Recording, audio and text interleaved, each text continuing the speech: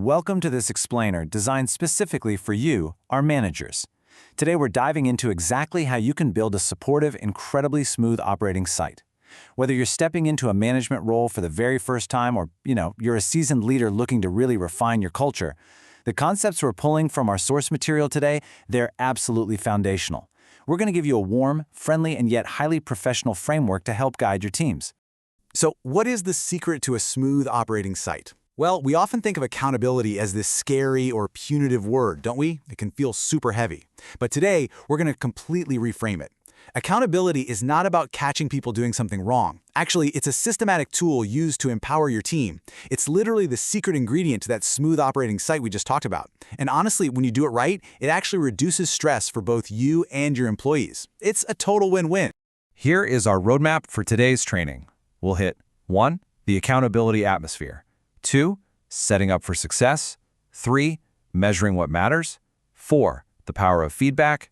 5. Navigating clear consequences. And finally, number 6. Repeat, reward, or release.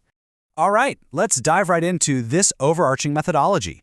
These 5 chronological building blocks, expectations, setup, measurements, feedback, and consequences are going to completely anchor your management style. Think of them not as isolated tasks, but, as a continuous cycle, like gears in a well-oiled machine. If you master these 5 steps, you'll cultivate a team that feels genuinely supported, crystal clear on their goals, and completely respected. Let's kick things off with step 1, the accountability atmosphere. You simply cannot hold someone accountable for an expectation they didn't even know existed, right? So this brilliantly illustrates how to communicate those expectations effectively. You've got to first identify the specific expectation using the exact phrase, "I expect," and then strictly define what that looks like in practice using, "by that I mean."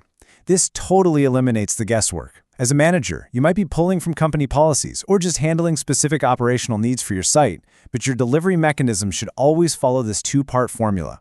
To really see why this matters, let's compare 2 different approaches. If you just tell an employee, "Hey, I expect you to be on time," well, that's incredibly subjective. To them, on time might mean just pulling their car into the parking lot right at their start time. But your team needs to know exactly what you mean. Using our handy formula, you'd instead say, "I expect you to be on time." By on time, I mean clocked in, at your workstation, and ready to begin work by your scheduled start time. See, that means they've already arrived, they grabbed a drink, hit the restroom, and are standing right there in the packing area, totally ready to go. Notice the difference there? That kind of clarity is super empowering. Moving right along to step 2, setting up for success. Remember, accountability is absolutely a two-way street. Before you look at their performance, you really have to look at your preparation. Making sure you've done your part is essential. So I want you to mentally check off this list before assigning any task. Have you provided all the tools, the equipment, and the supplies they need? Do they actually know where to get replacement supplies if they run out? And most importantly, have you actually trained them and verified that they truly understand that training? Spend some time monitoring your staff until you are totally 100% comfortable knowing you've checked every single box on this list, because honestly, only then is it fair to hold them accountable. Now for step 3, measuring what matters. Okay, so you've set the expectation, you've provided all the right tools. Now, how do you both know if they're actually succeeding? Well, you need a number. For example, let's say an individual packing time is defined as exactly 120 bags per person per hour. When you have a solid, undeniable metric like this, there is zero emotional debate about whether someone is working fast enough. The number simply tells the story, objectively and fairly. Whether you're looking at exact clock-in and clock-out times, scheduled delivery times, or just making sure meals are prepped and available prior to the actual serve time, attaching a tangible metric to a task gives everyone a clear, black-and-white target. It completely removes personal bias from your management style, and it gives your team a definitive goal to hit. It's a real game changer. Which brings us to step 4, the power of feedback. Once your expectations are up and running and your metrics are dialed in, honest, open, and ongoing feedback becomes absolutely critical. Accountability really lives in the details of the day-to-day grind. Let's look at how this plays out in real life, okay? Imagine you've clearly set an expectation that staff are not to be on their cell phones while working. Then you walk out and boom, you see Jane on her cell phone texting. Clear feedback means you must immediately remind Jane of the policy and ask her to put the phone away and tell her break.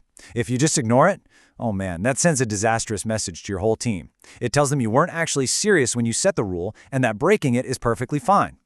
Take a look at this quote from our source material.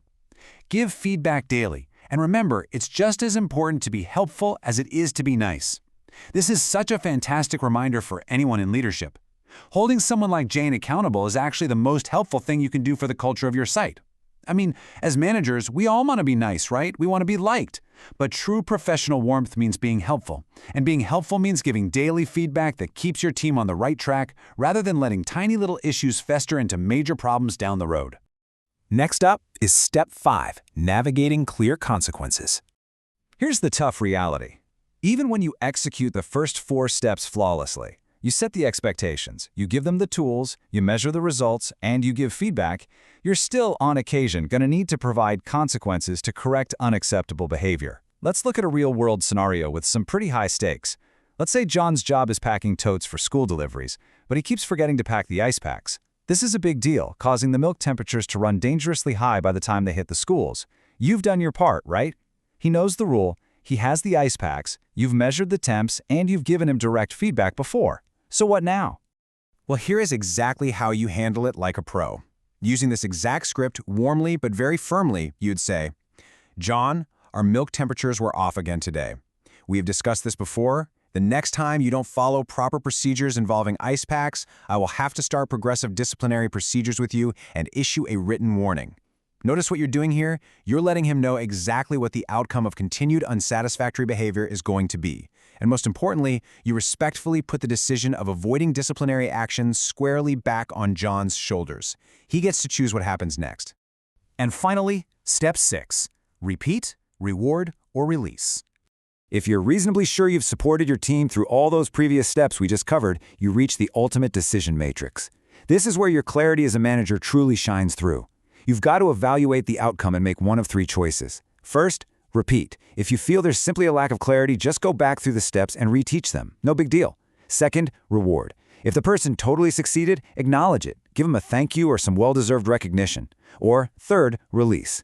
If they just haven't proven accountable and you know for a fact you did everything right on your end, they might just not be a good fit for the role, and that means you have to release them from it, either by changing their position or beginning the separation process.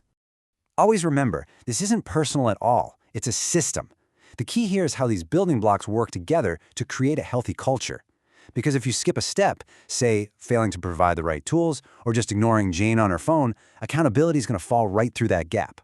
But hey, here's the really good news. If things aren't working out, you don't need to panic. You can always call a member of your support team, talk the whole thing out, identify exactly which step was missed, and get your site right back on track.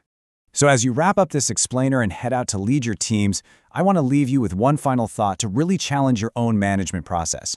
Look back at those 5 steps. Which one is your absolute strongest?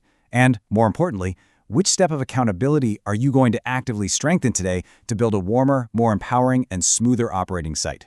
Think about it. Thank you so much for your dedication to your teams, and good luck out there.